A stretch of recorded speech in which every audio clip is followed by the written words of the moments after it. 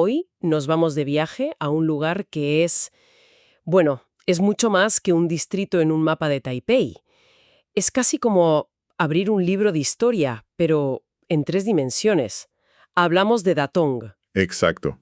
un área que en realidad son 2 lugares en uno.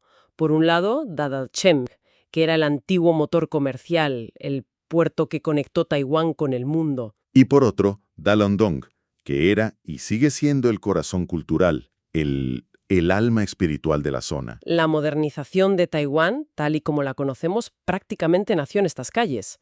Así que nuestra misión hoy es explorar esa historia a través de 5 relatos, 5 hilos para descubrir no solo el pasado. Sino también las joyas que se pueden encontrar hoy. Justo, vale, vamos a desgranar esto. Me parece una misión fantástica porque estos 5 ejes que has mencionado, el destino geográfico, la riqueza, la fe, el trabajo anónimo y la arquitectura, nos van a permitir entender la complejidad de este distrito y por qué ha resistido también el paso del tiempo. Y no es algo abstracto, ¿verdad? Para nada. Lo mejor es que cada una de estas historias está anclada a un lugar que se puede tocar, que se puede visitar. La idea es conectar los grandes procesos históricos con las fachadas, los templos, el ambiente de las calles que, por suerte, todavía perduran. Es que es fascinante. Lo es. Es como si cada capa de la historia siguiera ahí, presente, esperando a que alguien sepa dónde mirar para leerla. Pues empecemos por el principio de todo, por el primer relato, el destino geográfico. He leído una anécdota que me parece increíble sobre el nombre original del puerto de Daochin. A ver, cuenta. Lo llamaban Puerto del Apéndice Ciego.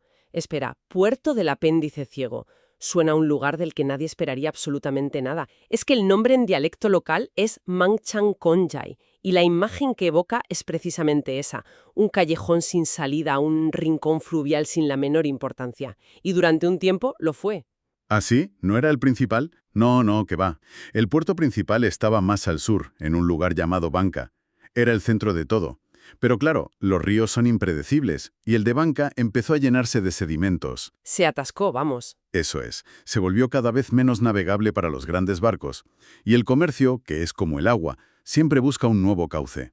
Así que, por pura necesidad, empezó a desviarse hacia el norte, hacia nuestro apéndice ciego. O sea que un simple cambio en la corriente de un río lo cambió todo. Fue el detonante, sí, pero aquí viene el verdadero punto de inflexión, que no fue natural, sino totalmente deliberado.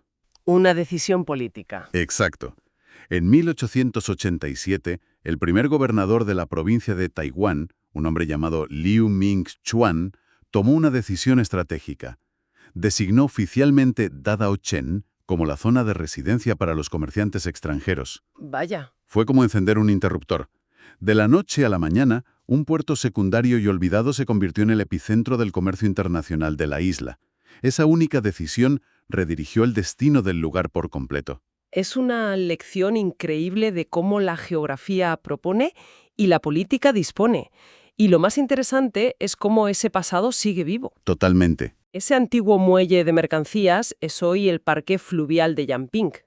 Para quien lo visite, la experiencia es una mezcla de tiempos alucinante. Puedes estar paseando en bici, sintiendo la brisa del río, y de repente te sobrevuela un avión que va al aeropuerto de Songshan. Es una imagen muy potente. Ha pasado de transportar cajas de té a transportar, no sé, las ganas de ocio y la nostalgia de la gente de la ciudad. Una transformación total, desde luego. Se ha convertido en un pulmón para la ciudad. Y esta transformación de muelle a parque nos lleva de cabeza a la fortuna que generó ese comercio, al segundo relato, la riqueza con visión global. Claro, porque ese puerto no tardó en llenarse de barcos que venían a por un producto estrella, el té. Fue la época dorada del té, el motor que lo impulsó todo. Llegó a haber más de 200 casas de té en Dadaocheng. Una barbaridad. Y el símbolo de toda esta riqueza fue la casa de un magnate, Chen Tianlai. Por lo que he leído, es un edificio espectacular, casi un palacio europeo en medio de Taipei. ¿Qué lo hacía tan especial? Es que era precisamente eso, un palacio. Construido en los años 20 en la calle Guide, es un edificio de 3 plantas de estilo barroco que no escatimó en detalles. Diseño simétrico de inspiración victoriana, una gran galería con soportales, y si te fijas, verás columnas de diferentes órdenes clásicos, como el dórico y el corintio. Perdona que te interrumpa. Cuando hablas de columnas dóricas y corintias, ¿A qué nos referimos exactamente? Para que nos hagamos una idea, ¿son como las que veríamos en un templo griego o romano? Justo. Son los estilos clásicos de la arquitectura occidental. El dórico es más sobrio, más robusto. El corintio es el más ornamentado, con esas hojas de acanto en el capitel.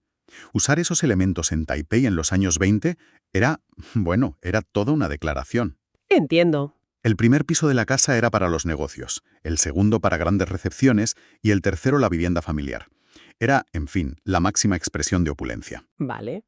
Pero, ¿no se podría ver esa opulencia barroca como una simple imitación? ¿Una falta de identidad propia en lugar de una declaración de poder? Es una pregunta muy pertinente, pero creo que es justo lo contrario. No era una copia sumisa, era un desafío. Pensemos en el contexto. El comercio estaba dominado por potencias occidentales. Claro. Construir un edificio que hablaba su lenguaje arquitectónico a la perfección y de forma tan ostentosa era una manera de decir: los capitalistas taiwaneses estamos a vuestro mismo nivel, jugamos en vuestro campo y con vuestras reglas, y podemos ganar. Era una prueba material de su estatus. Exacto. Una prueba de la autoconfianza de la élite local en el escenario global. Era una especie de guerra fría arquitectónica. Me encanta esa idea. Una guerra fría arquitectónica. Usar las mismas armas estéticas que tus competidores para ganar estatus. Es potentísimo. Y esa fortuna se quedó solo en ladrillos. No, y eso es lo interesante. Chen Tianlai invirtió esa riqueza en capital cultural. Fundó uno de los primeros jardines de infancia y, sobre todo, construyó los dos grandes teatros de Dadaocheng, el Zhongleza y el First Theater. O sea que no era simple filantropía. No, era una forma de controlar el ocio y el estilo de vida de la alta sociedad. Era consolidar su poder en todos los ámbitos. ¿Y se puede visitar este palacio hoy? La residencia es monumento histórico, pero actualmente está en un largo proceso de restauración, así que no se puede entrar. Qué pena. Pero hay una alternativa maravillosa para conectar con esa época. La casa de té Xin Fangchun. Es otro legado de la época dorada. Está perfectamente conservada y abierta al público. Entrar ahí es entender de verdad cómo el té dio forma no solo a la economía, sino al paisaje y al alma de Taipei. De la riqueza material de Dadochen, el siguiente relato nos propone un salto al capital espiritual de Dalondong. Nos vamos al templo Bao'an y a sus milagros. Exacto. Cambiamos de escenario, del bullicio del puerto a la calma del centro cultural y religioso. El templo Bao'an está dedicado al emperador Baosheng, que es una deidad asociada a la medicina, y su historia fundacional es una preciosidad. Cuéntamela. Pues la leyenda dice que los primeros colonos de la zona, que venían de Fujian, en China, decidieron traer dos estatuas de su dios protector. La primera, una estatua pequeña, el viejo ancestro, llegó por mar sin ningún problema. ¿Vale? Pero la segunda, una más grande, el segundo ancestro, tuvo un viaje mucho más accidentado. Una tormenta la desvió, tuvo que desembarcar en el sur de la isla y tardó meses en llegar a su destino por tierra. Qué mala suerte, ¿no? Al contrario, ahí está el milagro. Durante ese largo viaje por tierra, cada pueblo por el que pasaba la estatua la recibía con fiestas, rezos, celebraciones. Ah, claro. La leyenda es una metáfora perfecta. El viaje retrasado de la estatua no es un contratiempo, simboliza cómo la fe en el emperador Baoshen se fue extendiendo y arraigando por toda la isla, pueblo a pueblo, creando una identidad y una red comunitaria muy fuerte. El verdadero milagro fue el viaje en sí. Es una historia fantástica. Así que el templo nació ya con esa vocación de unir a la gente. ¿Y mantuvo ese papel con el tiempo? Totalmente. Sobre todo durante la época colonial japonesa, su función fue mucho más allá de lo religioso. Se convirtió en un ancla cívica para la comunidad. ¿En qué sentido? Pues fue sede de una escuela, acogió ceremonias confucianas antes de que se construyera el templo de Confucio oficial, e incluso hay registros de rituales para pedir lluvia en tiempos de sequía.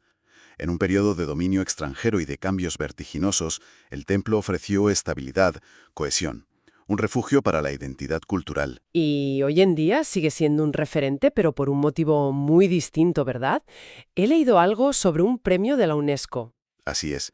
En 2003, el templo ganó el Premio del Patrimonio de Asia-Pacífico de la UNESCO por su increíblemente meticulosa restauración. ¿Qué fue lo que destacaron? El equilibrio perfecto que lograron entre la ciencia y la tecnología más modernas y las técnicas artesanales tradicionales. Hoy, el Templo Bao'an es literalmente un libro de texto vivo sobre cómo conservar el patrimonio. Un lugar donde el pasado no solo se admira, sino que nos enseña cómo cuidarlo para el futuro. Hemos hablado de geografía, de riqueza, de fe, pero detrás de los palacios y los templos siempre hay gente. Y el cuarto relato nos obliga a cambiar el foco, a mirar a las figuras anónimas, la historia que los documentos llaman el oro manchado de sudor. Sí, y este es un giro de guión necesario y a veces incómodo, porque la historia de la época dorada del té tiene una cara B que a menudo se olvida. Un momento, hay una cifra que me ha dejado helada, unas 20.000 mujeres. Cada día. Es un número increíble. ¿Cómo se organizaba algo así? ¿Qué hacían exactamente? La cifra es sobrecogedora. Se las conocía como las recogedoras de té. Su lugar de trabajo eran los soportales cubiertos de las calles, lo que en dialecto local se llama tingacá. Bajo los arcos de las calles. Ahí mismo. Se sentaban ahí, día tras día, en jornadas interminables, para hacer un trabajo minucioso y agotador. Limpiar las hojas de té a mano. Quitaban las ramitas, las impurezas, cualquier cosa que no fuera la hoja perfecta. Era un trabajo a un coste ínfimo que, sin embargo, fue la base de la altísima calidad que hizo famoso al té de Taiwán. O sea, que el lujo de los salones europeos donde se bebía ese té se construyó literalmente en las aceras de Dadaochen. Exactamente. Este relato expone la injusticia estructural que se escondía detrás de la prosperidad. Las condiciones eran durísimas. Los enormes beneficios de magnates como Chen Tianlai se levantaron sobre la explotación de esta mano de obra femenina masiva y barata. El contraste es brutal. Brutal. La opulencia de la fachada barroca de la casa Chen Tianlai frente al sudor y el esfuerzo anónimo de miles de mujeres bajo los soportales, a pocos metros. Es un recordatorio de que la historia de los grandes hombres está incompleta si no incluimos a quienes, sin nombre, construyeron la base económica sobre la que ellos se alzaron. ¿Y queda algún rastro de esa historia hoy? ¿Hay alguna forma de conectar con ese pasado? La era del té terminó, claro, pero el espíritu comercial de la zona continuó, reconvirtiéndose en un centro de venta de textiles, productos deshidratados, medicina. Y sí, hoy hay una forma muy potente de reconectar con esa historia oculta. ¿Cuál? Existen unas rutas guiadas que se llaman paseos con perspectiva de mujer, y uno de los lugares clave que señalan es el mercado de telas de Yongle. El mercado de las telas. ¿Por qué? Porque ese mercado, hoy un hervidero de actividad, es una continuación espiritual de aquella historia. Su actividad sigue girando principalmente en torno a consumidoras, diseñadoras, artesanas. Mantiene vivo un legado de protagonismo económico femenino. Justo. Visitarlo con esta perspectiva en mente permite reequilibrar la narrativa histórica, aplicar una lente de justicia social y ver el retrato completo de la ciudad, no solo la parte más glamurosa. Pasamos al último relato que, de alguna manera, lo une todo. Porque esta historia está escrita, literalmente, en las paredes. Nos vamos al diálogo arquitectónico de la calle Dihua. Sí, la imagen más icónica de Dadaochen. Esas hileras de casas tienda con sus fachadas elaboradísimas. Es casi como caminar por un museo al aire libre. Y su origen es muy curioso. Entiendo que no surgieron de forma espontánea, sino por una imposición del gobierno colonial japonés. Así es. Los japoneses implementaron un plan de corrección del distrito urbano que, entre otras cosas, obligaba a ensanchar las calles. Esto significó que las viejas fachadas de la época Qing tuvieron que ser demolidas. Claro. Los propietarios se vieron forzados a construir frentes nuevos. Pero aquí viene el detalle fascinante que lo cambió todo. A ver. Los japoneses dictaron el nuevo estilo. No. Y esa es la clave. A diferencia de otras zonas, aquí el gobierno colonial solo estableció unas normas básicas de construcción, alineación, altura, pero no impuso un diseño concreto, dejó libertad creativa. Una oportunidad de oro. Exacto. Y los comerciantes y artesanos locales la aprovecharon para crear un estilo híbrido absolutamente único, una fusión. Mezclaron las estructuras occidentales de moda con materiales y motivos locales, como azulejos vidriados verdes, balaustradas con formas de jarrón, porcelana japonesa de colores. Y paseando por esa calle se ven estilos muy diferentes. Parece que hubo varias fases. Clarísimamente. Hay dos grandes periodos. El primero, a principios de la era japonesa, es el periodo barroco. Coincide con la edad de oro del té, y las fachadas lo reflejan. Son súper ornamentadas, recargadas, con guirnaldas, motivos florales, todo hecho con estuco para imitar la piedra, pura exhibición. ¿Y el segundo? El segundo, hacia el final de la era japonesa, es el periodo modernista, y el cambio es radical.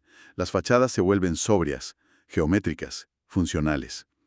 Se abandona la ornamentación y se apuesta por el hormigón, a menudo con azulejos de colores claros, tejados planos, líneas muy horizontales. ¿Y por qué ese cambio tan drástico? ¿Fue solo una moda que la gente se cansó de tanta floritura? No fue solo una moda, aunque también influyó. El gran catalizador fue un desastre natural que ocurrió a miles de kilómetros.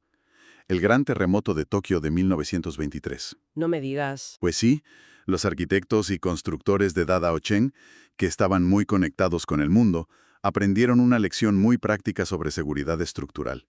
Vieron que los edificios pesados y muy ornamentados se derrumbaban con facilidad. Y se pusieron las pilas. El cambio al hormigón y a diseños más ligeros fue una respuesta increíblemente rápida y madura a los avances de ingeniería. Demuestra que la ciudad estaba conectada a las corrientes globales no solo en comercio, sino también en tecnología y seguridad. Es increíble. Así que hasta un terremoto en Tokio dejó su huella en las paredes de Taipei.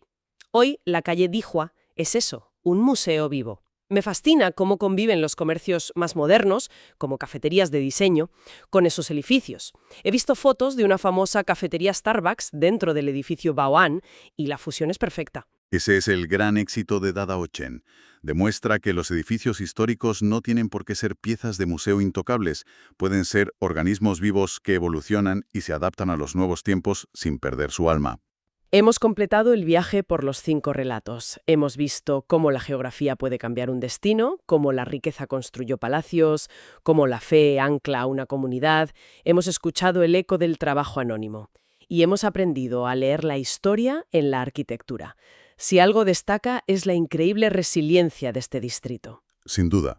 Y si tuviera que quedarme con una gran lección que nos deja Dadaochen, es que la protección del patrimonio cultural es, a largo plazo, la mejor defensa contra la volatilidad económica. Explica eso un poco más. Cuando el boom del té se desvaneció, cuando el puerto dejó de ser el centro del mundo, ¿qué quedó? Quedó la identidad. Fue la preservación del templo Bao'an y de las fachadas de la calle Dihua, lo que aseguró su supervivencia y su posterior renacimiento como destino cultural y turístico. Y la responsabilidad de contar todas las historias, ¿no? Esa es la otra cara de la moneda.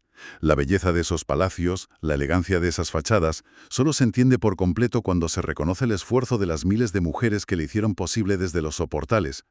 Una narrativa histórica completa no es solo más justa, es una narrativa con mayor profundidad moral.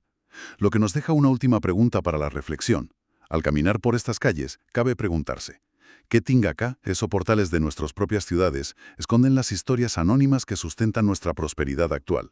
¿Y quién será el encargado de contarlas dentro de 100 años?